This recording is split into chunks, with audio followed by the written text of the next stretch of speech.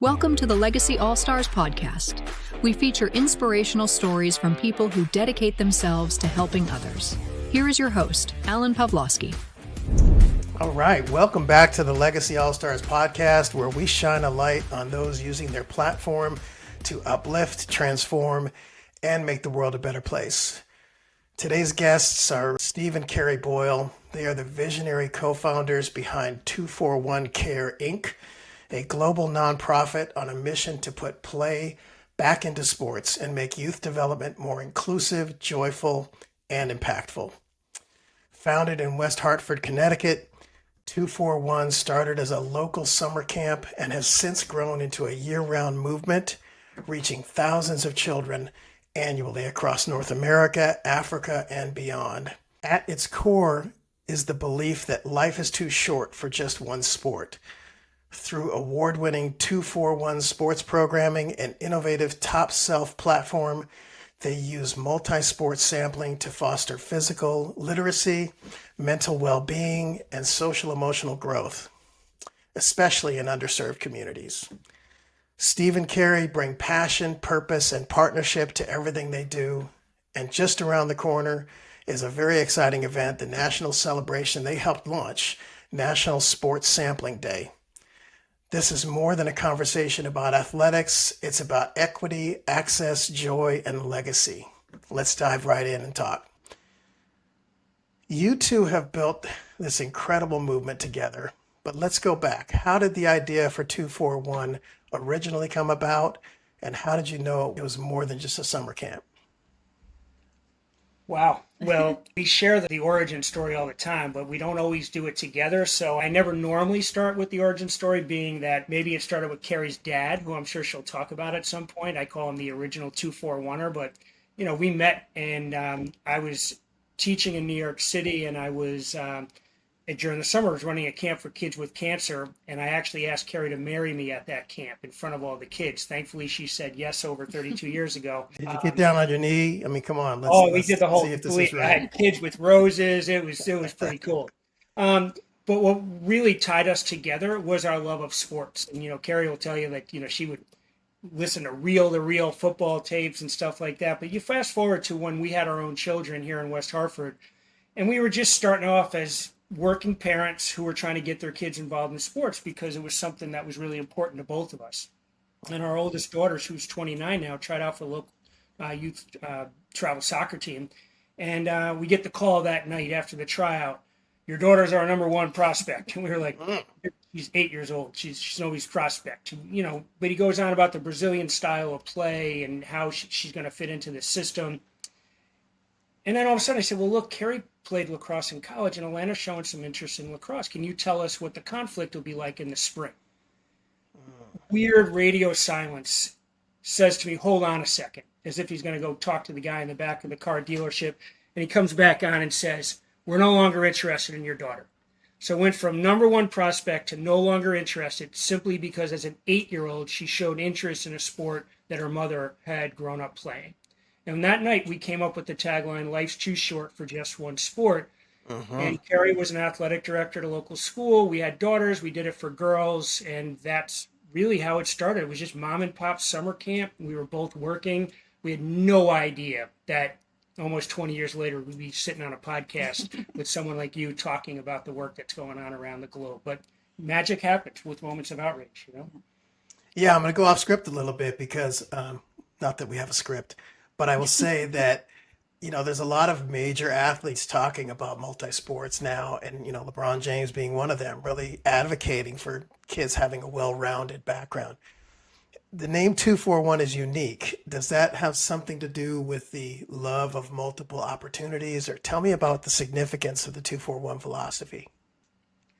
Yeah, I think what we're all about is, depending on, who we're working with, is giving kids an opportunity to try not only the sport that they may already love, but try something new. And we also found in our summer camps, we did attract early on some kids that were specializing in a sport, but their parents were like, I don't really feel comfortable about this. And what we found that those kids, those campers learned is it's great to be the best soccer player, but then when they moved to basketball, they were not the best. They were struggling, and so it gave them an understanding of, wow, I know what it's like for some of my teammates who aren't as good as I am on my team, because I feel that way right now. Even though I'm a decent athlete, I'm struggling here trying to make a basket. So I think, it was eye-opening even for the kids that came through the camp to really kind of walk in the shoes of others, that they maybe hadn't as specialized athletes. Yeah, I love that. That's great. What makes the 2-4-1 approach to youth sports so different than traditional models? I mean, you mentioned about making sure kids have an opportunity to put themselves in other shoes and realize that maybe not being the best at everything gives them some chance to get more broadened in their approach. But what is it different about that? And also, Steve, can you address the Top Self platform and what it does? Sure. It's somewhat two-parted, but one of the things, the expression experience is the best teacher, right? So that's why we love talking to young parents at this point, because believe me, if we had some do-overs, we'd probably do some things that are different. But there's that whole FOMO, right? Of what if my kid doesn't make the B team or, whatever. So, 2-4-1, life's too short for just one sport. We started out very much just around anti-specialization. We started to creep into this concept of physical literacy because that concept was going on around the globe. It's basically the ability, confidence, and desire to be active for life. Canada, the UK, Australia, everyone was doing research and work around it.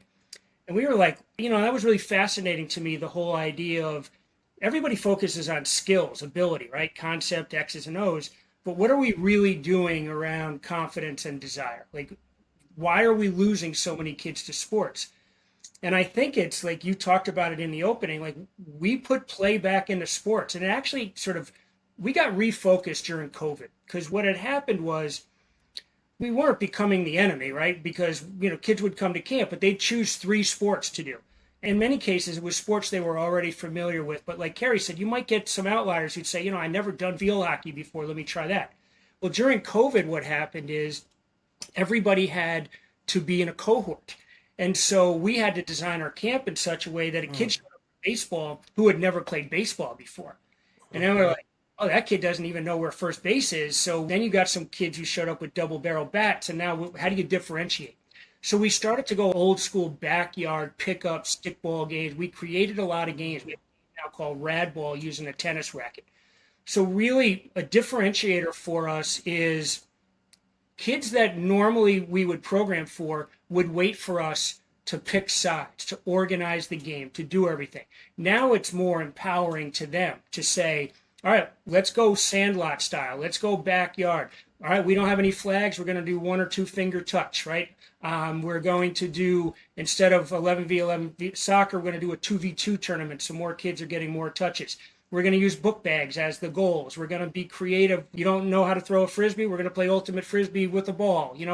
Just really sort of thinking, what do we want the outcome of this to be? And ultimately, it's just to play, to have some fun. The other thing is our staff always has to jump in. Like, we make it super important for the people in the program to jump into it. But I mean, there's a lot of differentiators, I think. I'll segue to Top Self unless you want to add something to that, Karen. Yeah, go ahead, Carrie. We did run a camp this summer at Miss Porter School in Farmington, where we kind of had a melding of what we're doing. We had, some athletes from Farmington who do play a single sport, maybe 2 sports, but are on travel teams and, travel around and do all of that. And then we had some of our students who are in our Hartford schools came on a bus, and they've never, they may never have played in an organized soccer game. And they were together at camp, and, both groups had an amazing time together and singing and having fun and playing. And it wasn't about keeping score, and it wasn't about who got the most of this or that. It was just about being together, having fun, learning. We introduced some new things like team handball and our rad ball game to some of the students that had never played it. And it was just fun. And that's really the bottom line for us, is sports, especially at a young age, should be fun. Yeah, look, Definitely. we Yeah. talk all the time. I mean, I know our viewers are be coming in from all over the place, so we're like a lot of areas. So Carrie said Farmington. Miss Porter's where Jackie O went, so that gives you a sense of the kind of school it is. And then Hartford is 2.5 miles from there, one of the poorest cities in the country. And so we often will run camps where it's upper middle class America within 2 miles of extreme poverty. They don't know where they're Right. getting that meal from. And literally, we would say, oh my God, I wish these kids had an opportunity to specialize while we're working with these kids not to. So when we integrate, it's really cool when we see the magic that Carrie described happens. But what we've realized is we're definitely recognizing kids are kids no matter where they come from. And this is going to segue into the top self, because even the affluent kids, they're anxious for different reasons, right? Their anxiety might be around, did I get invited to the party? Or, the sort of social stuff that can happen, and where the kids we're dealing with over here, it's like, where's my next meal going to come from? Are my parents going to get picked up by ICE? Things like that are just so different from the 2 mile away community. But both of them benefit from using sport to teach self-regulation. So if I can, Right. let me talk about top self sports. Yeah, please do. I've been anxious to hear about that. Yeah. Well, by the end, if you're anxious to hear about it, I'll teach you how to not be anxious about it. All right. So, and I say it somewhat facetiously because Carrie lived through my panic attacks in my 30s, like literal in the hospital, curled up in a fetal position ball, not knowing what was happening to me. And I needed to learn cognitive behavioral therapy skills in order for me to not get consumed by my anxiety and my panic. And it was hard because here I was, former Division I athlete. I'm coaching, I'm counselor, I'm known in the community, and here I am thinking I'm going crazy. Well, that led me to develop what's known as top self sports. TOP stands for thinking on purpose. Basically, what we do is we have an emoji-based poster where we teach the kids how to identify the emotion they're feeling. And then we give them self-regulation strategies on how to go from how they're feeling to how they want to feel. We call it going to home base, keeping with the sports analogy. The reason it works so well is, I was a school counselor, and they would often say to me, hey, can you go in and do a lesson on anxiety or on anger management? And I'd go and do a lesson, and it was a good lesson, but that was it. Then it was gone. It was like watching a movie, and the movie might have been like got your emotions going and great, but didn't change your life. And it certainly wasn't sticky in a way to change behavior. Now, in sports, what happens every day with kids during recess, in PE, at practice? They get anxious. They get angry, right? They get sad because they're not included. They get distracted. All those things happen in real time during sports. So it's the best place to teach self-regulation. It really is. And we do it in a way that it's normalized, right? So we'll say something like, hey, what does Messi do before he takes a penalty kick? What does Steph Curry do before he takes a foul shot? What does Caitlin Clark do before she gets hyped up for a big game? They're all doing self-regulation. They're calming themselves down or they're hyping themselves up. They're getting focused. That's a sports skill that we've normalized for kids at an early age so that it feels just as basic as learning to dribble with my offhand as learning how to calm myself down or get myself game ready for things. And it's really powerful. It's research now. We have great data on it. It's evidence backed. We keep improving upon it. And it's why schools around the country and now in Africa are asking us to bring it to their communities. Wow. I want to go to Carrie for a minute here, and I want to talk about how you've worked across education and politics, and what does that experience do to help shape your leadership style and advocacy with 241? Well, I grew up, my dad was a coach and my mom was a teacher, and they were both heavily involved in politics. And it was a different time, right, than it is today as far as politics is concerned. And I had opportunities because of Title IX that my mother didn't. Like, her only opportunity was to be a cheerleader. Like, that was it. And so I reaped the benefits of Title IX and all the women that came before me that worked for that. So, obviously athletics and sports shaped my life. So I was always thankful that someone fought to give me those opportunities. And then when I look at the opportunities my daughters have had, which are, way more than mine, I wanted to sort of pass it on, pass it forward to make sure that the next generation had it even better than I did. I think politics is different today than it has, as I said, and it's all about staying local. That's what I've learned. Like, I think trying to say I'm going to, pass a Title IX right now. It's not going to happen, but you can make change in your community. And that's, where we've started, and we've shown that does work, right? Starting local, and then, it sort of can snowball from there, but not trying to change things in Washington necessarily, but change things. And that's in any, whatever you're interested in as an activist, is just stay local and make change for your neighbors and the people in your community. Yeah, for sure. Let's talk about National Sports Sampling Day. What is it? How did it come to be? And why is it so important? It's funny because you asked about 241, where it came from. And there are times where it's when people Google us, they get an area code or a street address sometimes, but if they do 2-4-1 and sport, whatever. When I think about the name, we love it because it's embedded in our tagline, life's too short for just one sport. So I don't know, my best thinking either happens in the shower or on a run, right? And one day I'm on a run and I'm always running the numbers through our head, like maybe a fundraiser, 241 people give $241. I've had different ones. We'll do 241 miles in a year. That would be a goal for a kid to be able to do and keep track of. Then I asked Google, what's the 241st day of the year? And it said August 29th. I was like, wow, wouldn't it be cool if we could get a day named after 241, the 241st day, and we could do something around it. And I just started bouncing the idea around the team with Kerry. And, on social media, you'll see these weird days. It's National Yellow Pickle Day, and it's, National Brush Your Dog Day. And, and there's sometimes it's 9 different days. So I'm like, well, how hard could it be to get a national day? Well, there's a process and there's a cost, but you can get it as long as you make a good story behind it and a good case. We had no problem. I think that people loved it, right? And so, and now look, there are other days. There's National Youth Sport Day. There's National Play Day. I think what we want to do with Sports Sampling Day is we really want to help people understand, you don't have to specialize at age 7 in order to make the high school team. In fact, you're probably way less likely to still be playing if you do.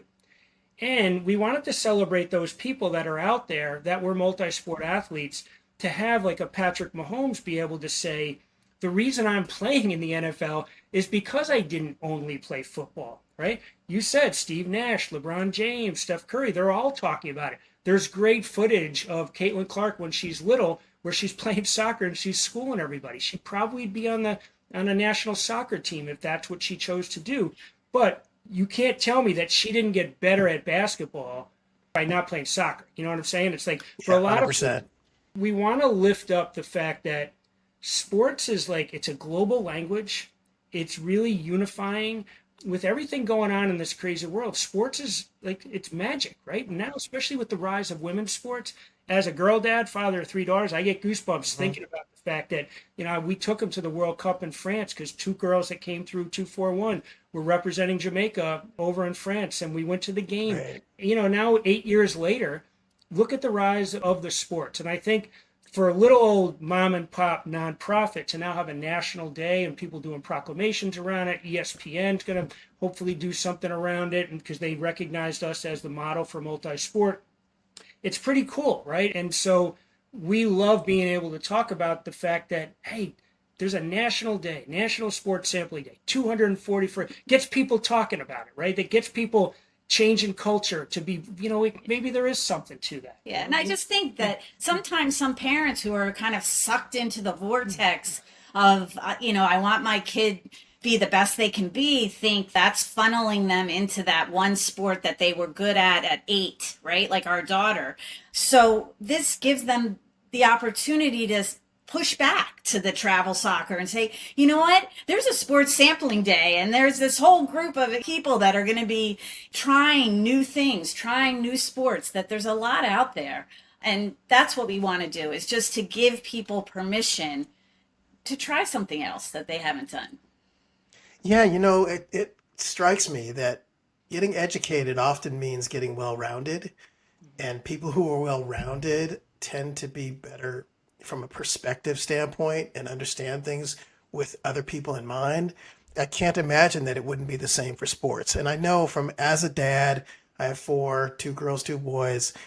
Our youngest was a college athlete and definitely experienced some burnout around specialization. And so I know from my perspective, especially, that if I had a do over on that, I would more strongly encourage multi sport participation. I really believe it's the right way. So I'm thrilled to have you both on the show, and I'm really loving the way the conversation is going. And I think it's such an important message. I wanted to ask you another question about what you're doing globally and how you're expanding from North America to Africa. What does expansion look like for you, and how do you ensure your model stays authentic across cultures? It's a great question. And, again, our evolution to being mom and pop, kind of small business, if you will, to now being global nonprofit happened just before COVID. I told Carrie, I got a random email and it felt spammy, but then I looked into it and I don't think it's spam. I think I should reply.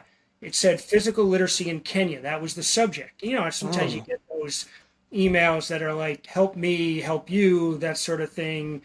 So I contacted the organization Wellness for Greatness in Nairobi, Kenya, went on their website, knew some folks that were advising them, and just had a conversation. And the initial conversation was really around how could we support the work they were doing for kids that were experiencing early diabetes, early pregnancy, a lot of stuff that was happening as a result of a lack of participation in sport and access. So it got us thinking and talking with our network around, we have always looked and smelled like a nonprofit. We've always been mission driven.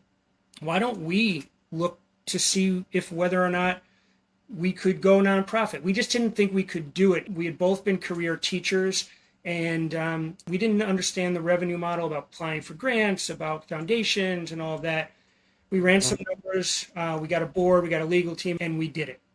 And the reason I share it in that context is that we've quadrupled our reach in a short period of time by doing what my friend John O'Sullivan said. He goes, sometimes you need to jump off the cliff and grow your wings while you're falling.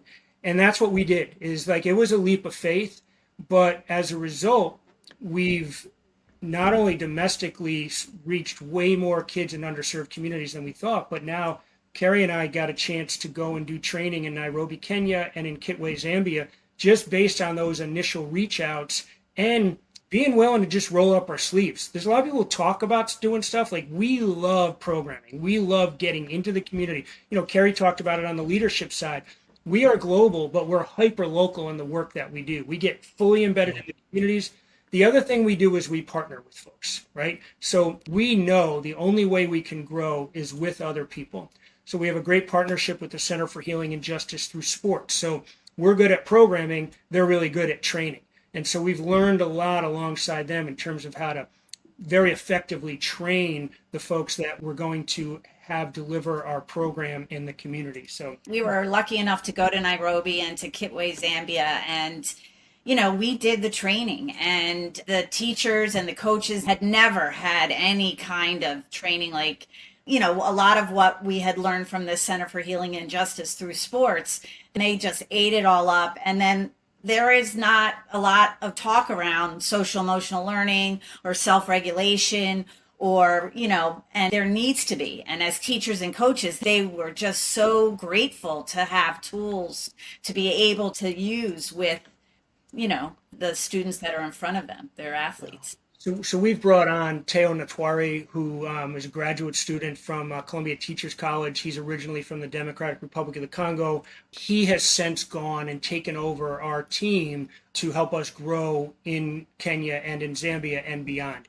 We haven't finalized an MOU with an organization that we're working with, but after the funding cuts of USAID, we were pretty close to being able to start pilot in 50 communities in Kenya. That just got cut off almost immediately because of the funding cuts. But because of the relationships we built and Teo's work and the rest of our team's work, and because Carrie and I were there, they appreciated that we actually went there. We're close to being able to grow despite the challenging funding climate we're in. Look, we said it before, kids are kids no matter where you go, and sports are a universal language. So we feel very blessed to be able to, again, have our mission reach kids not only in the greater Hartford area, but across North America and now in Zambia and in Kenya. Yeah. I love to ask this question of everybody, and I especially love to ask it from my husband and wife team. When you think about your legacy, both personal and professional, what do you want to leave behind? You first. I don't know. I mean, I would say for me personally is access. I mean, that I'm very much about giving every young person access to sports, to leadership opportunities, to being the best they can be, whether that's emotionally, physically, because everyone deserves that. And I was lucky enough to have people in my life that did that for me. I think my father especially modeled that for many people I'm still friends with who still talk about, the things that he did to elevate them. So I think what I would say would be the legacy for me. Beautiful. I had the benefit of going second, so I would want always a good opportunity, right? Not necessarily. She might kick me later tonight for this one, but is that I also really we do this work together, right? I think it's something that is. There's sometimes people are like, that's weird, and then there's other times like, no, that's special, right? That's important. So I think our legacy is that, I married a really strong woman, right? And I want to be able to lift her up in the work that she does. But I also, when I look at our collective work is and we talk about this a lot, is what impact are we having? Well, I'm telling you right now, I get emotional talking about this stuff because it happens one kid at a time, right? And I remember talking to Carrie's dad about this. I was teaching on the Lower East Side of Manhattan. I was a kind of relatively new teacher, and he was teaching at an affluent school out in Baltimore. And I remember saying to him, you started out very much the way that I did. And I said, how do you wrap your head around the fact that you're serving kids of influence and that I'm serving these kids? I feel like I'm running into the wind. I don't know if I'm making a difference. And he said, you are making a difference. He goes, at this point now, though, what I'm doing is I'm influencing the influencers. I go, and so what we want to be able to do through this work, and this is hard, right? Because as the executive director and chief operating officer, we're growing, we're scaling. We just want to go and be with the kids. We just want to program. But our legacy is such that we got to go influence the influencers, right? We got to continue to do the local work. But we got to get onto these national platforms. We got to be able to talk to these people that are making policy decisions, that are deciding to cut USAID, who are deciding to throw a lot more money into wealthy communities as opposed to underserved communities. That's where our legacy, we may never see it, but we just got to trust process, and that the work we do is really important around shifting culture and about making change in local communities. We used to be very much just bottom up, and we used to think, oh, top down is not the way to go. We're doing a little bit of both now, right? Because we've been around a while. People are paying attention. We've earned the right to have conversations top down. Is it making a big difference? Sometimes no, right? But other times we find out 3 years later, a conversation we had with an influencer changed their perspective on things. That's legacy right there, I think. And hopefully we can continue to do that. Yeah, following convictions and continuing to spread really good information and good programming, you just never know when that tipping point hits where you're going to influence somebody that's going to make a difference. And like you said, you don't know whether it's going to happen in our lifetimes, but making an impact on people may have generational impact, and that we don't know what the difference is going to be. So focusing on just doing the right thing for the right purposes is super important. So I'm really glad you shared that. Thank you. Let's talk about how our listeners can support or partner with 241 Care. Give me some information about how people can reach you. On social, we're pretty much known as at 241 Sports on everything. We're on Instagram, TikTok, Facebook, LinkedIn. We don't live on X very much, to be honest, but we're there if people want to reach out. A year ago, my answer to how you could help us might have been different. There was a lot of federal funding, a lot of state funding. We wouldn't have asked for money. Right now, operating costs, in order for us to do some of the things that we need to be able to do, which is to just have meetings to try to get into new places, that all costs money. We started out pretty small, but now we have a fairly large team. And last year we employed almost 300 people part-time. And with all the funding cuts, it's really hard. We'd love to be able to grow or funding specific programs, folks to say, hey, I want to adopt a school. I love the work you're doing in Africa. I'd love to be able to contribute to that. And so our website is 241play.org. There's an opportunity to donate on there. Local folks, we do have a fundraiser that's coming up here in the Hartford area called Play It Forward. It'll be kind of a 241 camp with cocktails for adults. And then around National Sports Sampling Day, there's a lot of noise sometimes around Giving Tuesday. Everybody's asking, right? We're hoping to have National Sports Sampling Day be an annual opportunity for folks that want to give to organizations like ours. And if it's not us, that's fine. But supporting nonprofits that are doing this kind of work is really important. Certainly we partner with Fight for Children out of Washington, D.C. We partner with the Center for Healing and Justice Through Sports. We partner with Active City here in Hartford. And that's just to name a few of the organizations that folks could support. I would just add that, especially in our school-based programs in DC and in Hartford, the next few years are going to be really tough for those kids. And we've been running some programming that was funded by the Department of Education that is no longer available. And those kids are counting on having something to do before school or after school. We have all kinds of testimonials about attendance and kids coming to school because they want to do our morning program and then they're in school. So they, of course, stay. We have kids from homeless shelters. We have kids from everywhere. And, it is heartbreaking to think they're just counting on that being there next year. And we can't count on that for sure. Listen, you've both been very sharing and you've been vulnerable, and I think vulnerability is a superpower. So I just really want to thank you both for the work you're doing and for sharing your story with us today. You're not just changing the way kids play, you're helping them grow into stronger, kinder, more resilient people. And I think that's what it's all about. That's a legacy worth celebrating. To our listeners, thank you for tuning in. Be sure to check out National Sports Sampling Day. Follow at 241 Sports and look for ways to bring the spirit of play and inclusion into your own communities. Until next time, keep leading with purpose, and remember, legacy isn't just what you leave behind, it's what you build today. I'm Alan Pavlovsky, signing off for Legacy All-Stars.